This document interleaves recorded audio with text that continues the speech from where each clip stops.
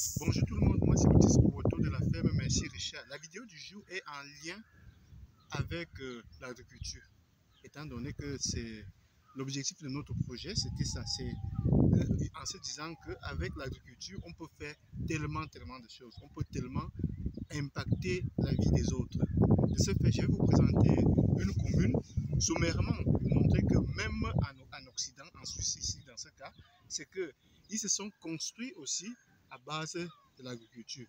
Il y a à peu près 80 ans, il n'y avait pas beaucoup de maisons comme aujourd'hui, je vais vous montrer après. Mais aujourd'hui, la commune s'est bien construite et que finalement, on peut voir des belles maisons par-ci, on peut voir les centres commerciaux et autres. Il y a tellement de choses ici à découvrir. Et la base de tout cela a été l'agriculture. De ce fait, il est vraiment impératif pour nous de comprendre qu'avec l'agriculture, on peut faire beaucoup de choses. Parce qu'avec l'agriculture comme en Suisse, en fait, dans le canton de Puy, auquel on peut, je pense que tous les villages africains, tout le continent africain même devrait s'en servir comme modèle. L'exemple de la commune de Puy, auquel à un moment donné, les gens se sont dit qu'il fallait qu'ils travaillent davantage que les petits trucs d'un côté, de l'autre, ainsi de suite. Ils ont uni leurs forces pour que chacun travaille les grands espaces de son côté et commercialiser ces produits ensemble pour avoir une grande influence du point de vue des ventes et justement pour les prix, bien sûr, influencer également les prix fixés.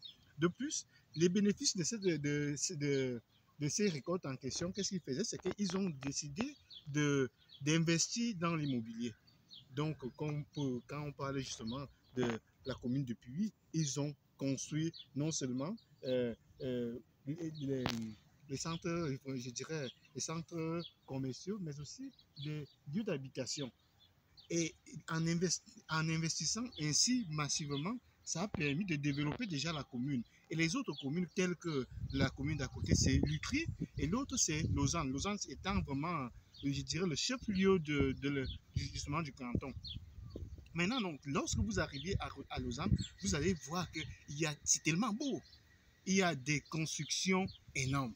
C'est vraiment, bien sûr, vous n'allez plus voir les champs là parce qu'on a déjà bâti partout. Et la population a extrêmement monté parce que les étrangers sont arrivés d'ailleurs et pour impacter justement le développement de cette ville. Et maintenant, si vous arrivez encore aujourd'hui, c'est autre chose. Si j'ai le temps, bien sûr, avant de retourner au Cameroun, je vais peut-être vous présenter Lausanne. Mais comme quoi, il faut commencer à travailler massivement nos terres pour que nous puissions à notre tour impacter notre continent du point de vue du développement de ce dernier. Donc ici, on va vous présenter donc le champ de vie. Regarde, essayez de le présenter. Vous voyez, en Suisse, vous voyez le champ de vie. Vous voyez comment c'est vaste. Ici même, on dirait que c'est un petit champ, hein?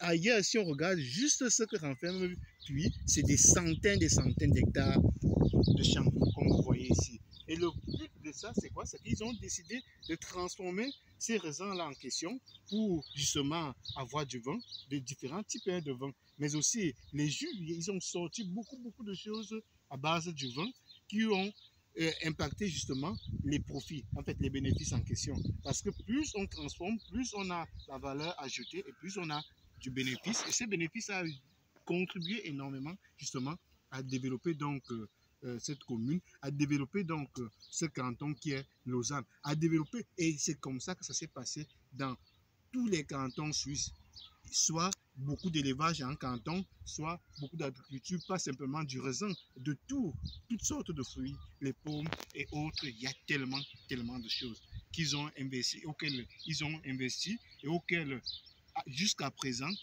ils bénéficient toujours de ça avec bien sûr la technologie, l'éducation, parce qu'avec ces bénéfices-là, ils ont mis dans une caisse où on parlait des bourses d'études là pour accompagner leurs enfants pour pouvoir aller dans les grandes universités et bien sûr pour engager les meilleurs professeurs du monde pour venir enseigner en Suisse. Du coup, la matière première en Suisse actuellement, c'est l'intellect. Oui, parce qu'ils ont su investir là-dedans. C'est pour ça que maintenant, lorsqu'on veut quelque chose, vous allez voir les grands banquiers, vous allez voir tellement, tellement de monde à l'hôpital, alors même, c'est la dimension. Donc, suivons cet exemple suisse et développons notre continent. C'est tout pour cette vidéo. Bye bye. Ciao.